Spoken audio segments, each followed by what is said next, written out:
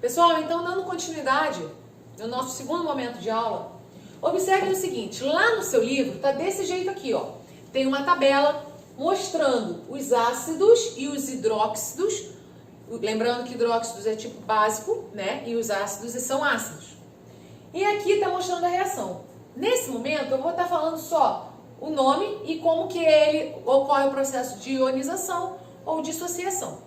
Essa parte aqui eu coloquei nos próximos slides as figuras para vocês associarem melhor, explicando o mesmo processo que está aqui, tá? Então vocês vão ver que eu vou dar ênfase aqui e a gente vai pular para os próximos slides. Então, vamos lá. Ácido clorídrico, ele é um ácido ou uma base? Ácido, o nome diz ácido. Se ele é ácido, em sua fórmula química vai ter o H+, no início da fórmula. Então você vê aqui, ó, H, ácido clorídrico, então o cloro é Cl, então ácido clorídrico, HCl. Como que eu faço para ocorrer a ionização? Ele vai se tornar íon. Então, HCl vai liberar o íon H+, e H+, e Cl-. Então fica íon H+, cátion, H, ânion, Cl. Aqui ocorreu um processo de ionização. NaOH. Esse NaOH, você sabe que o OH identifica como hidróxido e é uma base. Se ele é uma base, ele vai se ionizar ou dissociar. Ele vai se dissociar. Então, NaOH, ele vai liberar um ânion OH-. Quem é que sobra? O Na, tá? Ácido sulfúrico, ele é um ácido, então ele vai liberar o H+. Lembrando que se tem um 2 aqui embaixo, ele vai ficar com esse 2 aqui na frente do átomo, porque identifica que são 2 átomos de hidrogênio. E o SO4? Ele vai liberar o ânion SO4, lembrando que ele é um ânion bivalente, porque ele tá ganhando 2 elétrons. Hidróxido de cálcio, ele é uma base. Se ele é uma base, ele se dissocia. Então, o hidróxido de cálcio, ele vai dar, 2 elétrons, lembrando que isso ocorre sempre em solução aquosa, tá? Nesse caso, hidróxido de cálcio, solução aquosa. Aqui é meio líquido e em solução aquosa ele se ioniza. Sólido, em solução aquosa, ele se dissocia.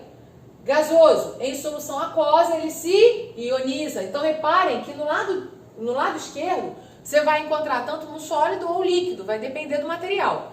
E ele só vai se ionizar ou se dissociar sempre em solução aquosa, ok?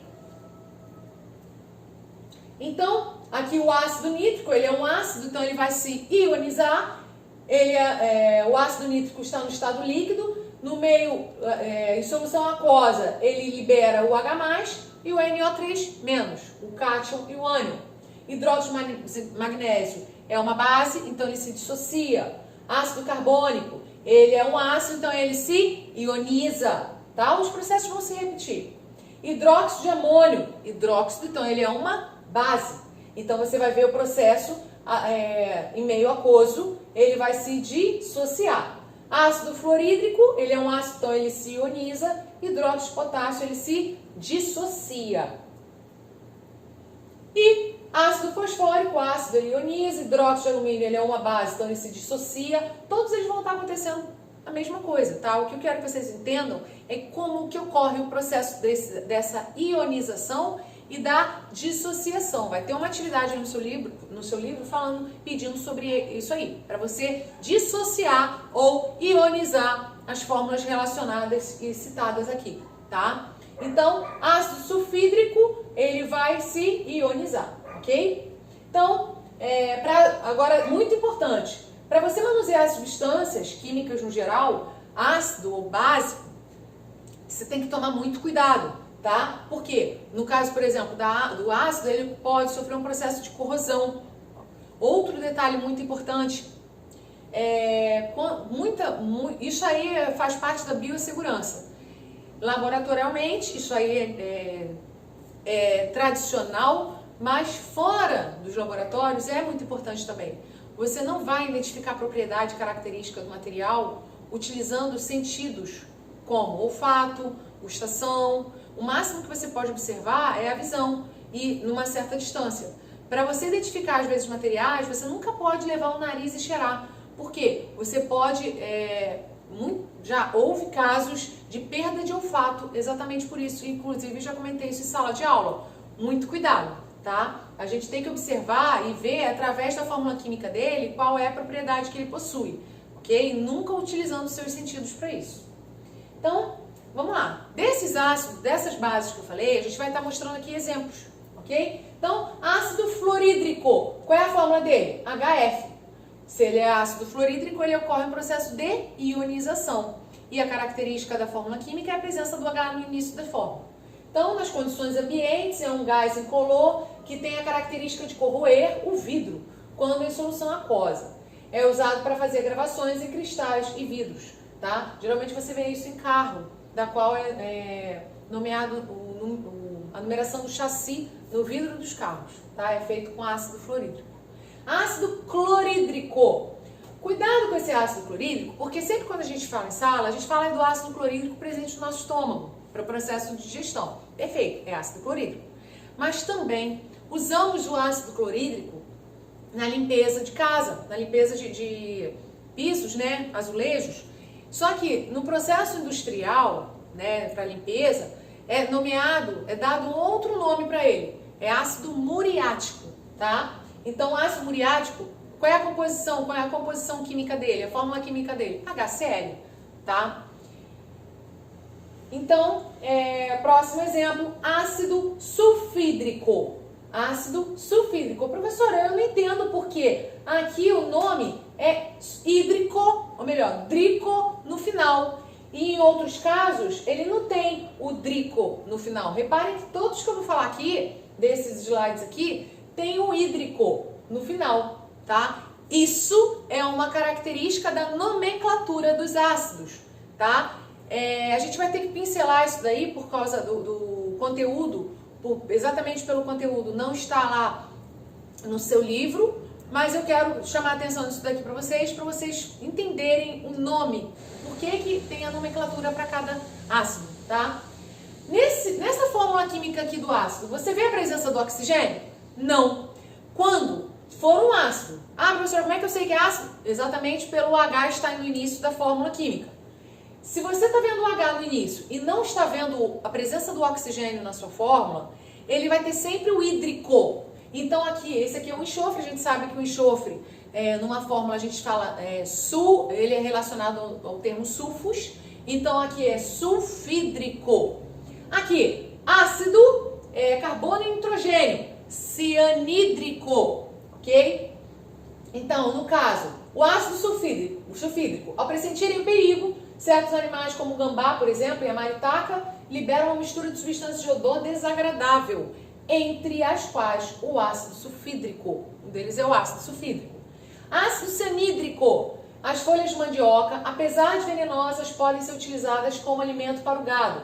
Quando deixadas ao sol, liberam gás cianídrico, tornando-se assim apropriadas para o consumo. Outro, ácido fosfórico. Lembra que eu falei da presença ou ausência do oxigênio? Quando não tem um oxigênio na fórmula química, vai ser ácido e o elemento químico que tiver lá com final hídrico, ok?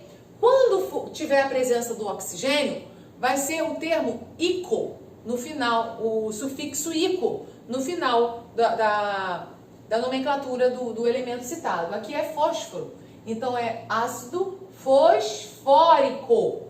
Professora, mas não tem no nome aqui o oxigênio? Não, porque o oxigênio é exatamente o responsável de dar o sufixo ico no final, tá? Então, ácido fosfórico.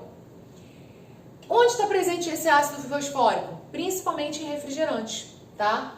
É muito comum a Coca-Cola e a Pepsi-Cola, né? No caso, não é propaganda, é porque esses têm uma composição muito alta do ácido fosfórico. Ele é usado na indústria de vidro, na tinturaria, nas indústrias de alimentos, na fabricação de fosfatos usados como adubos. O ácido fosfórico é utilizado na produção de refrigerantes à base de cola. Ácido carbônico. Lembra da presença do oxigênio na fórmula? Então, esse oxigênio aqui, ele dá o sufixo ico no final. Então, o gás carbônico presente no ar atmosférico combina-se com a água da chuva, formando o ácido carbônico, mesmo em ambientes não poluídos, o que nos leva a concluir que toda a chuva é ácida. Ela é levemente ácida, tá? Ela só se torna a chuva ácida a tal ponto de prejudicar o meio ambiente quando ela é intensificada, esse ácido carbônico, com a poluição, liberada principalmente pela queima de combustíveis fósseis, tá? Então, o gás carbônico é um dos constituintes do refrigerante das águas minerais gaseificadas. Ácido acético. Professora, nesse caso aí não corresponde ao que a senhora falou. E sim, exatamente, algumas exceções vão ocorrer, tá? Mas os principais que vocês vão perceber no livro, isso aí é uma curiosidade, né? E que não está no contexto do seu livro, mas já que vocês vão ver agora a nomenclatura, é necessário que vocês observem esse detalhe, tá? Isso aqui é uma exceção. Essa exceção eu não vou falar aqui, vocês vão aprender lá no ensino médio, tá? Então, ácido acético é um líquido incolor de cheiro característico e o principal componente do vinagre, que é uma solução aquosa que contém de 3 a 7% desse ácido. Ácido sulfúrico, ó a presença do oxigênio. É o ácido mais importante economicamente. O maior consumo de ácido sulfúrico se dá na fabricação de fertilizantes, como os superfosfatos e o sulfato de amônio.